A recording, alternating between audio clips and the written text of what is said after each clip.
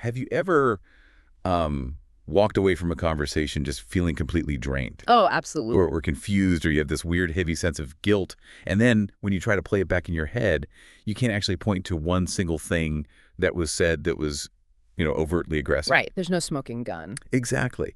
It's a subtle but really profound disturbance. Mm. And you might spend the next 3 days just analyzing your tone, your intentions, what you could have done differently. It feels like trying to scrub an invisible stain off your soul or something. That experience is precisely what we're doing a deep dive into today. Yeah. Because that subtle disturbance, that feeling, it's not a sign of weakness. It's a sign that psychology is powerfully at work. Okay. It's the indication that something unseen but very, very real has just happened to your internal resources. You've basically had a psychological resource drain.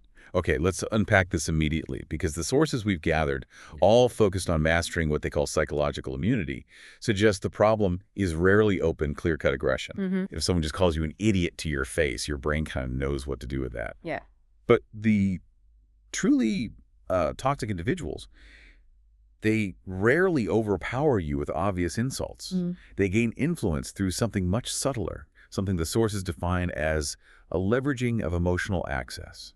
That's the critical distinction. Yeah. That's it right there. The problem definition changes the moment you recognize that strategy. Okay. Toxic behavior, particularly manipulation and high conflict engagement, it sort of bypasses your rational frontal cortex and goes straight for your nervous system. It's less about winning an argument and more about kicking off a panic response. And the moment you feel that reflexive, overwhelming urge, Yeah. the need to defend yourself, to explain your intentions until you're blue in the face, or to prove your worth. That's it. The psychological door is wide open. And once that door is open, even a subtle manipulation, a strategic withdrawal of affection, or just a well-placed sigh can walk right in and destabilize your entire operating system. Yeah. So, wait, are we saying that the person who is the worst for our stability might also be the person everyone else describes as, a real charmer? That's very often the case.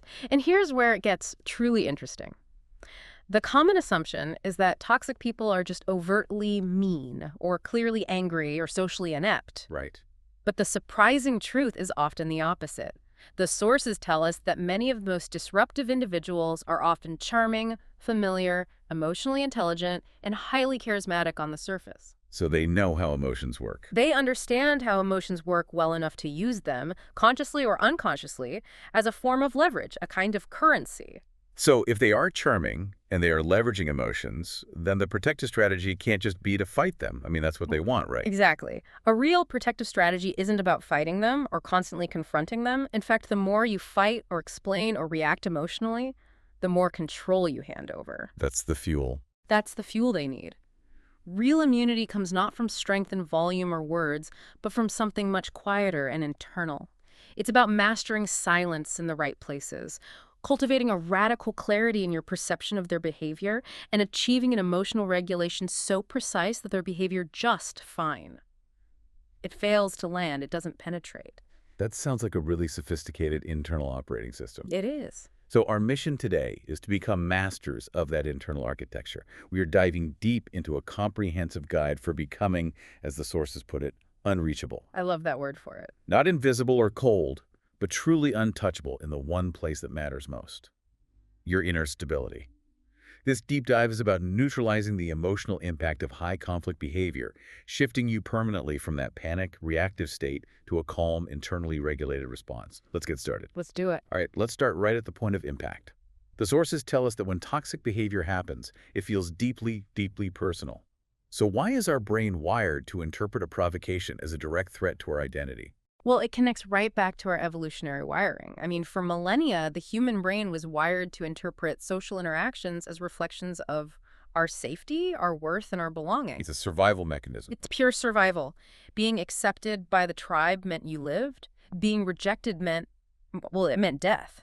So when someone criticizes you or provokes you or undermines you, your nervous system interprets that input not as information about the argument, but as a direct threat to your social survival, to your self-worth. It feels like a threat to your very identity, so the defenses just go up automatically. So we have this intense, immediate physical threat perception.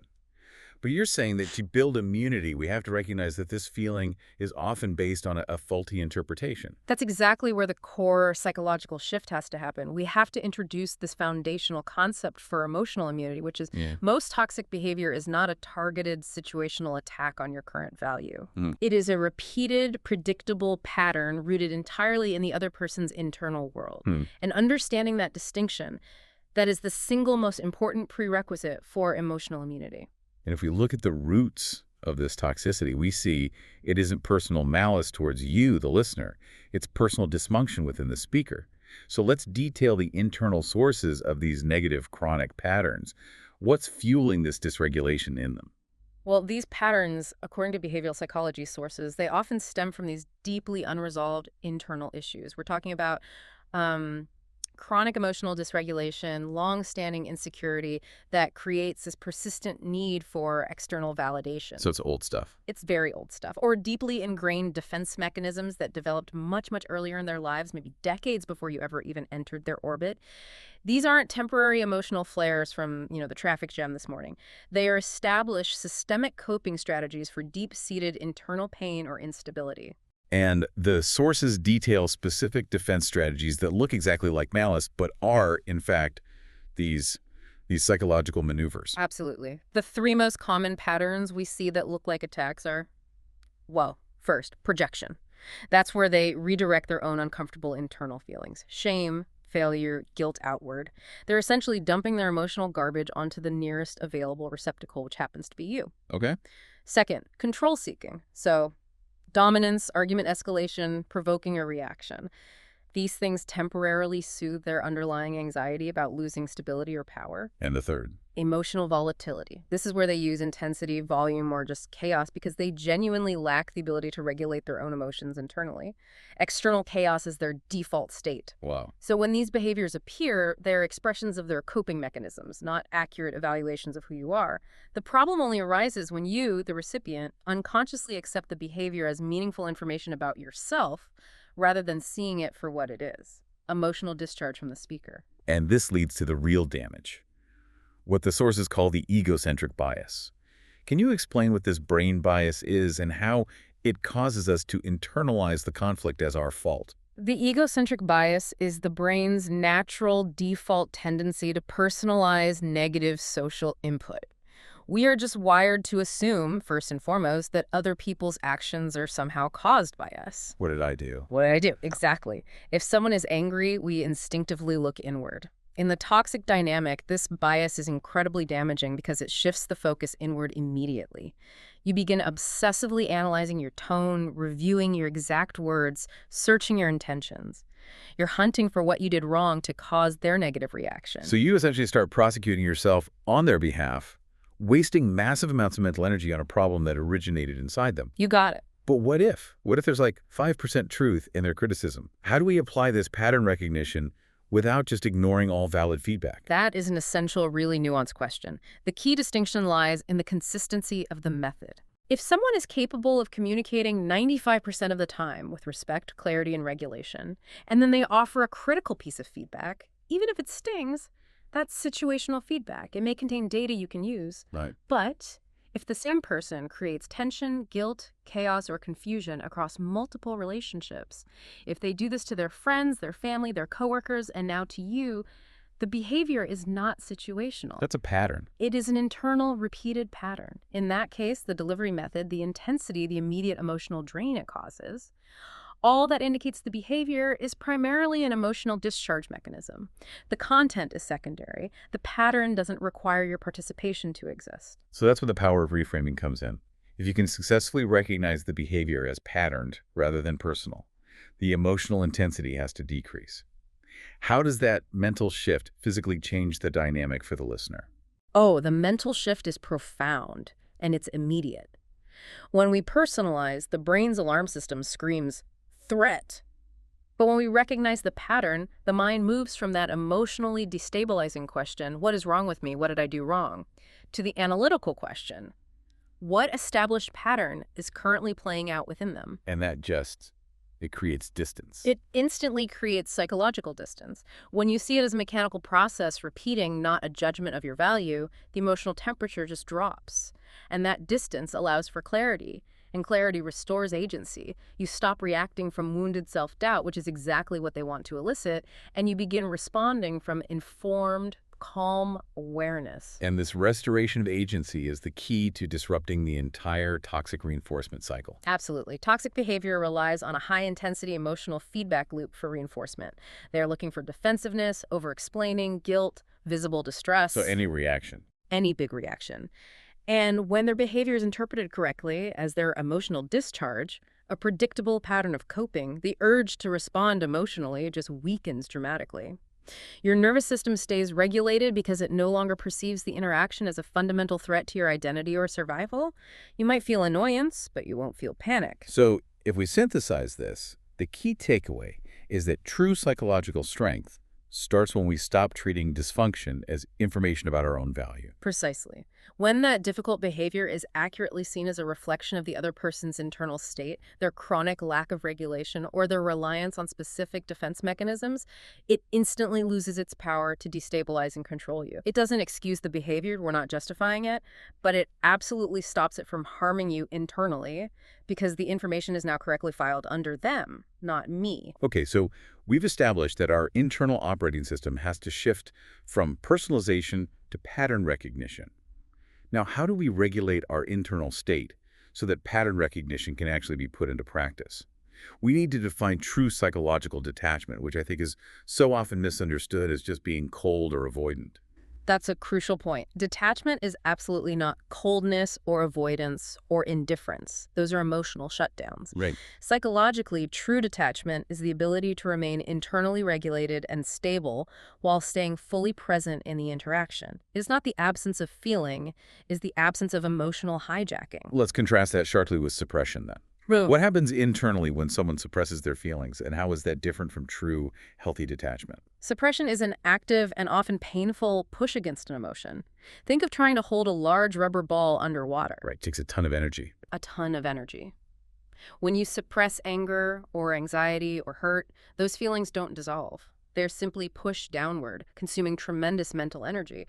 And they will resurface later, often displaced, as generalized anxiety, irritability, or emotional numbness, a sort of internal leakage. Okay, so what does detachment look like instead? Detachment, conversely, allows emotions to exist. You acknowledge the anger, I am angry because of that behavior, but you process the emotion as an internal signal that informs you of a boundary violation, but you prevent that signal from immediately dictating your outward behavior or decision-making. You feel it, but you don't instantly become it. This sounds intensely physiological. Correct. I mean, we have to talk about the nervous system's role here because, as you mentioned, the body reacts before the mind can even start to rationalize. That's the critical mechanism we have to understand. When a high-conflict person uses provocation or gaslighting, the body perceives it as a threat like hearing a stick snap in the dark forest. It activates the threat response instantly, triggering the limbic system, the fight, flight, or freeze response. So the racing heart, the tight chest. The tight chest, the sudden rush of adrenaline. These physiological reactions often drive the immediate and usually regrettable emotional response. The mind is hijacked by ancient survival programming. So if the body's already reacting physiologically, how do we physically interrupt that process long enough for the higher reasoning centers of the mind to catch up and regain control? This is where we introduce the fundamental technique of the protective pause.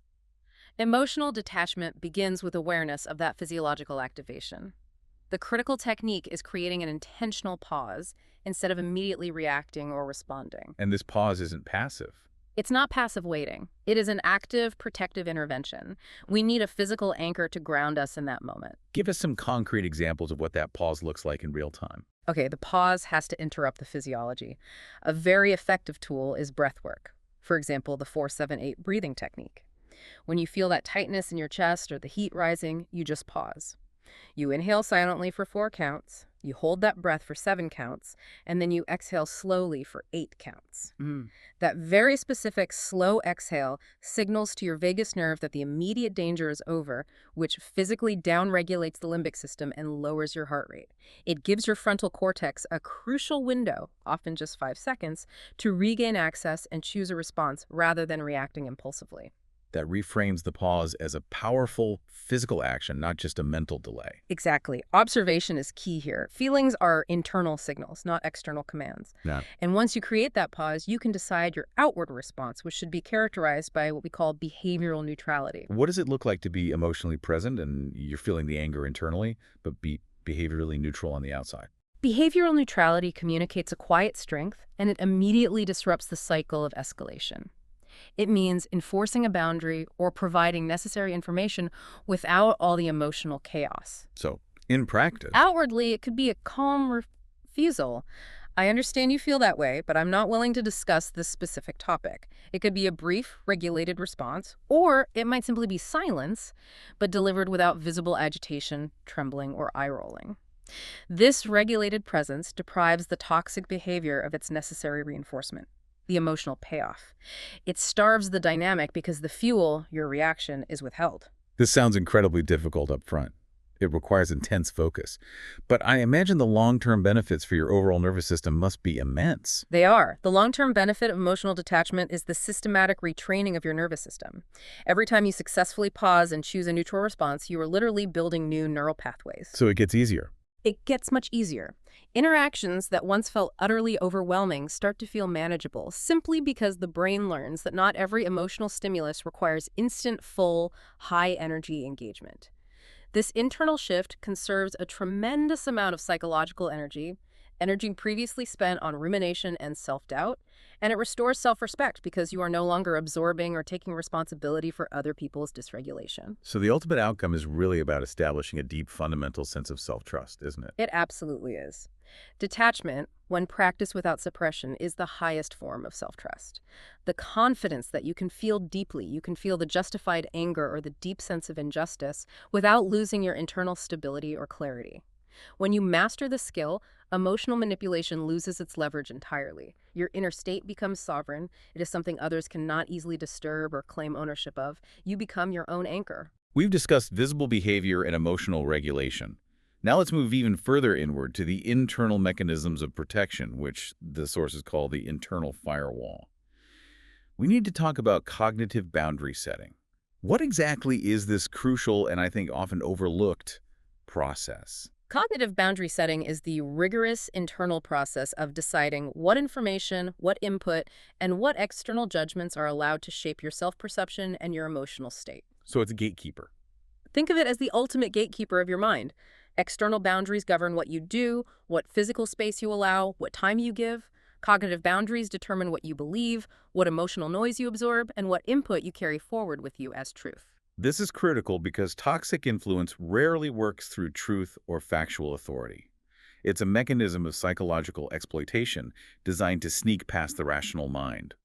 How exactly do manipulators exploit the brain's susceptibility to internalization? They exploit the mind's default tendency to assume validity behind strong, critical statements, especially when they're delivered under emotional pressure. So it's about the delivery. It's about the delivery.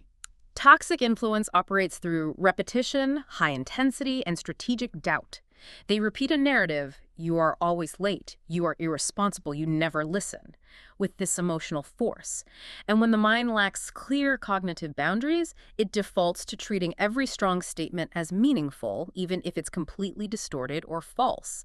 The brain is highly susceptible to internalization. These statements are designed to bypass rational evaluation and land directly in the emotional center, where they start to rewrite your self-concept. So we need a filter to interrupt this automatic absorption. We need to stop the input from landing in the truth folder inside our minds. Precisely. Instead of automatically asking, how do I respond to this criticism or this judgment, the protective psychological question becomes, is this input accurate information or is it emotional discharge? Ooh, I like that. This single shift interrupts the internalization process. It reminds the brain that not all input is equal. Just because something is said with confidence, high volume, or emotional intensity does not mean it is true, or useful, or worthy of storage. Many toxic remarks, as we discussed, are simply reflections of the speaker's internal conflict, insecurity, or need for control. They are internal noise, not objective data. This allows us to separate behavior from identity, which seems like the core purpose of the cognitive boundary. That's the entire game. When criticism is internalized without this critical filtration, it becomes a statement about who you are, your identity. I am a bad friend. Instead of merely a statement about what occurred. My friend was late yesterday, which caused stress. It's a huge difference. Huge. The internalization of criticism becomes the road to eroded self-esteem and increased emotional dependence. The strategy is to mentally label comments as subjective experiences or emotional noise belonging to the speaker, and that prevents them from embedding into your self-concept. You can acknowledge that someone feels frustrated without adopting their frustration as your personal failing. And once we establish that internal firewall, we can reclaim what is called psychological self-authority. Yeah. What is that, and why is it so vital to immunity? Psychological self-authority is the internal position from which you evaluate your own worth and decisions. It is the core ability to judge your decisions, your character, and your value internally, without outsourcing that critical responsibility to others. So you're not looking outside for approval. Exactly. When this authority is weak, validation becomes a dependency. Approval and reassurance act as emotional regulators that determine how safe, stable, or valuable you feel. You are constantly looking outside for the data on who you are. And that dependency is the exact vulnerability that toxic individuals exploit, the validation trap. Correct. Toxic individuals instinctively sense this need for external regulation. They exploit it by offering conditional approval, I'll be happy if you do X, or by deliberately withdrawing affirmation and stonewalling. This keeps you perpetually anxious and reliant on them for reassurance. It creates a powerful hidden power imbalance. Anyone who can influence your self-perception can influence your behavior and compliance. But self-authority reverses this dynamic. It completely reverses it by declaring you the sole evaluator and proprietor of your own worth. So when this self-authority is intact, feedback is no longer perceived as a life or death verdict on identity. It's just data. Precisely. You process feedback as neutral data, not as a verdict on your fundamental existence. If praise is given, it's appreciated but doesn't inflate your ego or create dependency. If criticism is given, it may be painful, but it doesn't cause your self-concept to collapse. Your equilibrium is internal. Your emotional equilibrium becomes internally regulated rather than externally negotiated through others' opinions. And this is where guilt tactics and manipulation fail completely because they rely entirely on the fear of disapproval. And disapproval is no longer the currency you operate with. You don't need their approval, so the threat of its withdrawal means nothing. The outcome, then, is a quiet, grounded confidence that doesn't need to be defended or constantly proven externally. Yes. Self-authority makes you the true gatekeeper of your inner world. When your worth is self-defined, no one can destabilize you by withholding validation or strategic criticism. Influence requires access, and self-authority closes that access point decisively. What remains is a quiet, grounded confidence because what you don't need to defend cannot be taken away. You simply know who you are, regardless of the emotional weather outside. We've built the internal operating system. Now let's move to the external defense protocol, the tactical engagement strategy. We need to look at this interaction from a behavioral psychology viewpoint, where the sources define this as an asymmetrical conflict. What does that asymmetry look like on the ground? It's all about the difference in goals. The emotionally healthy or empathetic listener, you're typically playing a game of connection. You're trying to reach mutual understanding, solve a shared problem, or build intimacy. Right, I'm trying to fix it. You're trying to fix it. But the high conflict person is playing an entirely different game, a game of control or self-regulation through external chaos. When you approach the conflict seeking clarity, you inadvertently provide them with fuel, because connection and mutual understanding are not their objectives. Your explanation is just more material for them to manipulate. So if seeking clarity is providing fuel, then predictability and non-reactivity, which seem passive, are actually our primary forms of behavioral control. How does consistency introduce what you call psychological friction? Toxic dynamics thrive on emotional variability. They love the chaos of uncertainty. Anger one day, withdrawal the next, followed by a sudden burst of charm. It keeps you on your toes. It keeps your nervous system engaged, waiting, and the power dynamic unstable. Predictability, on the other hand, introduces a kind of psychological friction that toxic behavior really struggles to move through. When they know exactly what emotional nothingness they will get every single time they provoke, The consistency itself becomes the intervention that stalls the dynamic. This brings us to a core behavioral concept we need to fully explain: supply. We need to define supply and detail its reinforcement mechanism, because this is the fuel source. Supply is the emotional payoff, the energy transfer that sustains and reinforces the toxic behavior. It's what keeps the vending machine stocked. This includes high-intensity emotional output like your anger, your tears, or visible frustration. But crucially, it also includes low-intensity emotional output that seems benign but confirms their influence. Your defensiveness, your justification, your over-explaining, or even your passive-aggressive silence. Any emotional output that tells the other person your behavior had an impact on me confirms their influence. Wait, let's pause on that. Is justification really supply? Why does even a defensive explanation count as a reward? I'm just trying to set the record straight. And you've just hit the key: vulnerability. When you justify, you are trying to use logic to reason with the behavior that isn't logical, but for the high conflict person, your effort is the reward. Your defensiveness proves they got under your skin. Your explanation shows they forced you to invest energy into managing their perception of you. They don't listen to the content, they register the attention. It's a dopamine hit of control. Even negative attention is confirmation that their behavior works to elicit energy. When you feel compelled to have the last word, you are offering supply. That makes perfect sense. So if we understand supply, we can implement the core strategy, the extinction principle. Extinction is the deliberate surgical removal of that reinforcement. When responses are consistently calm, brief, and emotionally neutral, when there is zero supply, the reward disappears. And without the reward, The behavior naturally weakens because the dynamic no longer serves its psychological function of providing energy or control. This is a fundamental law of learning. Behavior that is not reinforced will eventually extinguish. You are retraining them not through confrontation, but through emotional starvation. and the beauty of this non-reactivity is that it also works wonders to stabilize the listener's own nervous system, right? Absolutely. The benefit of predictability for you, the listener, is immense and deeply self-protective. When you know exactly how you will respond before the interaction occurs, I am not going to JAD, I will only give a BFF response, the cognitive load drops and your brain feels safer. There's no improvising. No improvising. This sense of internal certainty reduces anxiety because your body doesn't need to brace for impact. You move into the interaction knowing your role is fixed, neutral, and non-reactive. Over time, your nervous system learns that the response is no longer negotiable, making the interaction far less threatening to you internally. And it also has the powerful tactical benefit of exposing the other person's intent, either to third parties or even to yourself. Yes. When emotional responses are removed, the manipulative strategies become startlingly obvious and hollow. Guilt trips lose their effectiveness because there's no one there to feel guilty. Provocations feel transparent and flimsy.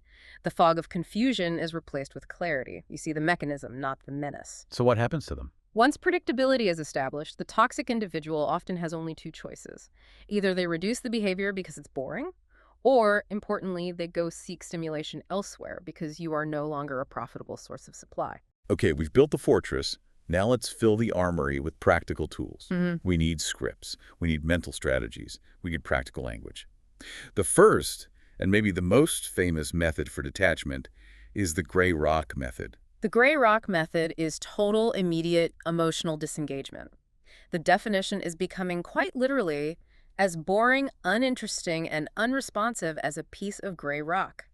It starves the interaction of oxygen by cutting off the dopamine loop, the supply, immediately upon provocation. How does the listener apply this practically in a scenario? What does it sound like? Give us the specific, boring phrases. Gray rock requires extremely short, neutrally toned acknowledgments that provide no information about your feelings, your thoughts, or your plans. Imagine a mundane conversation about the weather, except you're applying it to their emotional demands. Okay, so give me an example. They might launch an attack. You are so dramatic and you never take responsibility. Your internal shift happens, you do your breathing, and you reply, okay. That's it. They escalate. Everyone agrees you are unstable and unreliable. You reply calmly, I hear that. If they demand, explain yourself right now or this is over, you simply state, I am not discussing that right now, or I can only talk about the schedule.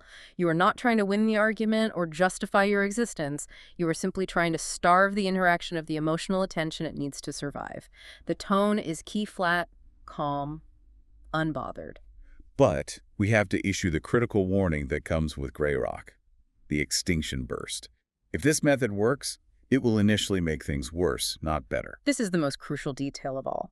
When you introduce gray rock, the high conflict person will likely escalate their efforts dramatically. This is the extinction burst. They are used to getting a soda, the supply, when they push the button. When they get nothing, they think, maybe the machine is jammed. So they press harder, shout louder, use more extreme accusations, or attempt more intense guilt trips. This is like shaking the vending machine violently to get the soda to drop. And you, the listener, must hold the line during that escalation, or you just teach the manipulator that they need to shake harder next time. Exactly. If you successfully gray rock for 3 weeks, and then on the 22nd day you finally break down and cry or apologize or launch into a defense, you've just reinforced the behavior. You've taught them that the magical number for supply is 22 days of intense escalation. So you have to write it out. You must ride out the burst with unwavering commitment, understanding that the burst is proof that the technique is working. When the burst fails, the behavior starts to genuinely extinguish. Gray rock, though, isn't always viable, right? Especially in professional settings, co-parenting, or legal situations where appearing totally disengaged might backfire. That's where yellow rock comes in. Yellow rock is a brilliant modification. It is specifically designed for those high-conflict situations, co-parenting communication, dealing with a difficult boss, or interacting via email where records are kept, where being too cold might make you look uncooperative to neutral outsiders, like a judge, a manager, or HR. So what is it? It is gray rock, but dressed in polite, professional social camouflage. So we strip out the emotion, but we keep the formal politeness. How do we apply that tactically? You respond only to logistics, necessary information, or factual arrangements, and you strip out every single trace of personal emotion or justification. Let's say they send a long, aggressive email about a co-parenting situation that reads, "You are selfish and you never stick to the plan, and because of your incompetence, I had to change all my plans. I need the children's immunization records by Friday." That is a classic manipulation, mixing a demand with a personal attack. Classic. The yellow rock reply ignores the personal attack completely. It looks like this.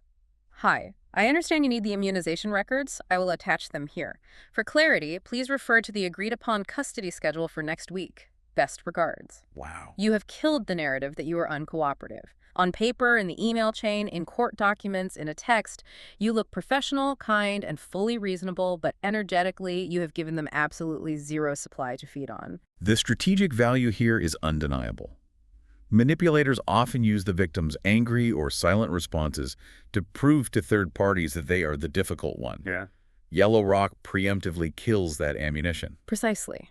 You control the narrative by controlling your output. Your consistent professionalism means their emotional outbursts, when viewed by an objective third party, look increasingly disproportionate and unreasonable. Okay, moving to a different situation.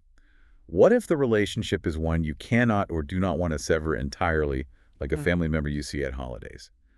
That's where compassionate detachment or the glass wall is used. Right. For situations where pure gray rock just feels too harsh for your own heart, we use this powerful visualization and cognitive technique. You mentally visualize a glass wall or a transparent shield standing between you and the high conflict person. Okay. You can see them, you can hear them, you can even listen with a degree of empathy, but their emotional energy, their volatility, their guilt trips, they hit the glass and slide down to the floor. It cannot penetrate your psychological system. This sounds like it requires immense mental discipline to maintain during the interaction. It does, which is why we pair it with a cognitive hack. The hack is changing your internal question from the personalized, emotionally charged, default mode network question, "Why are they doing this to me? How can I fix this?" to the analytical, task-positive network question. "What must it feel like to be trapped inside a mind that needs this much chaos and control?" That immediately shifts the brain's focus from being the target to being the observer. It moves us out of the emotionally reactive part of our brain into the analytical part. Exactly. You are no longer engaging emotionally. You are engaging analytically, like a scientist observing a phenomenon. You might feel pity or a measure of neutral observation for their internal suffering, but you feel no compulsion to engage or absorb their pain. It's a powerful buffer. But we need a critical boundary warning here, especially for those highly empathetic people, the supersensors. This technique has to also be used to block the savior reflex. Absolutely. That observation, understanding their dysfunction, is not an invitation to save, fix, or heal them.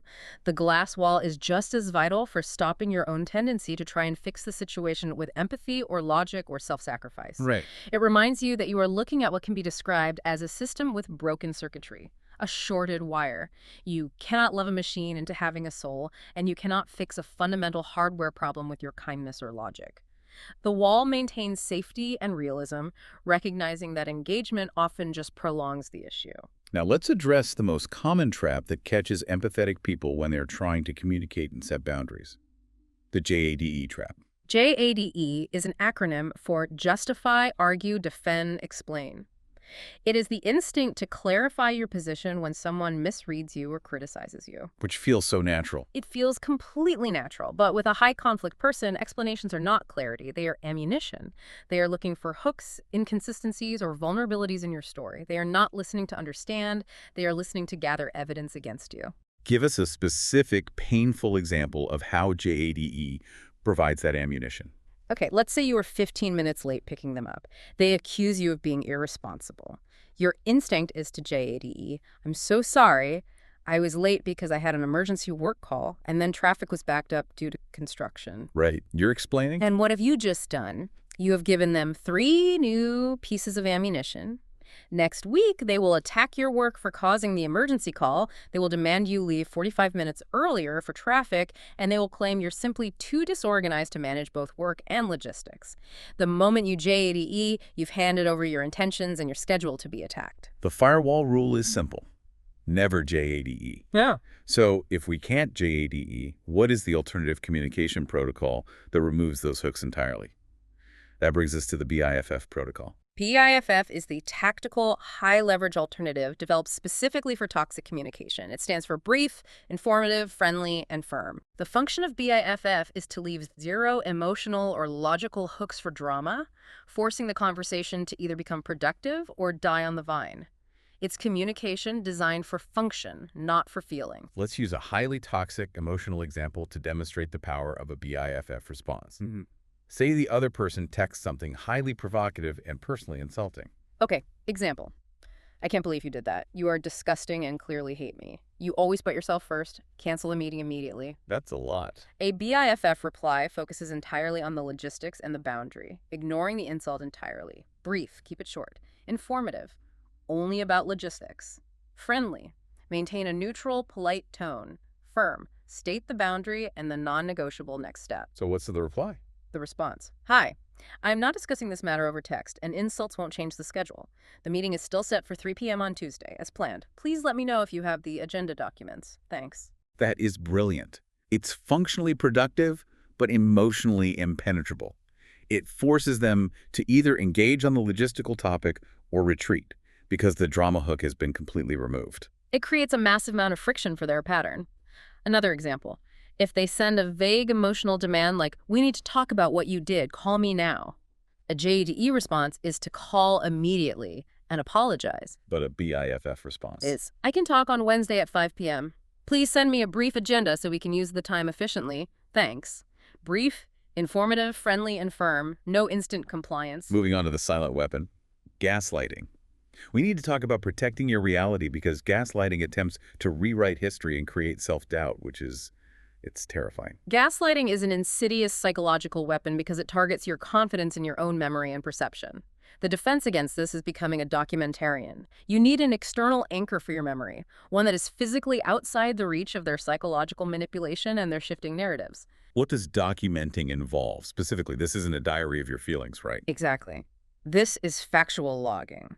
After every significant interaction, a tense phone call, a critical meeting, an important text exchange, take 60 seconds and write a factual log.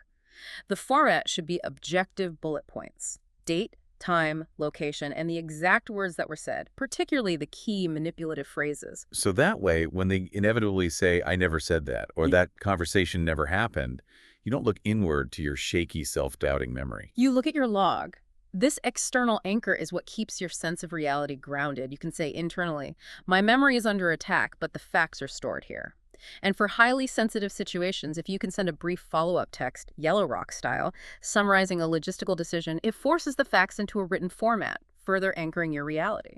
And finally, for the supersensors, the highly intuitive, empathetic people who struggle because the words sometimes don't match the feeling, there's a critical final tool: somatic validation. Gaslighting works because the words often sound convincing. I love you, or I'm just trying to help you understand. But the body, which is constantly processing nonverbal cues and microexpressions, detects the predatory intent or the incongruence underneath. Right. And this creates a powerful, confusing mismatch between the auditory input, the sweet voice, and the physiological input, the sudden dread. So the solution is to trust that physical mismatch implicitly. Yes, the body is always faster and often more accurate than the conscious mind in detecting a threat. When there is a mismatch, when the voice sounds sweet but your chest is tight, your stomach is turning, you feel sudden nausea, or you experience a sudden, inexplicable drop of exhaustion, you must always prioritize what you feel. Your body knows. Your nervous system is detecting the hidden truth that the conscious words are attempting to camouflage. That gut feeling, that sense of impending doom, is your nervous system processing subconscious data points about deception or predatory intent. Trust your body over their words. That is the final lock on your psychological immunity. Okay, that was an extensive deep dive, covering everything from the brain's egocentric bias to the tactical precision of the BIFF protocol. The synthesis here is clear.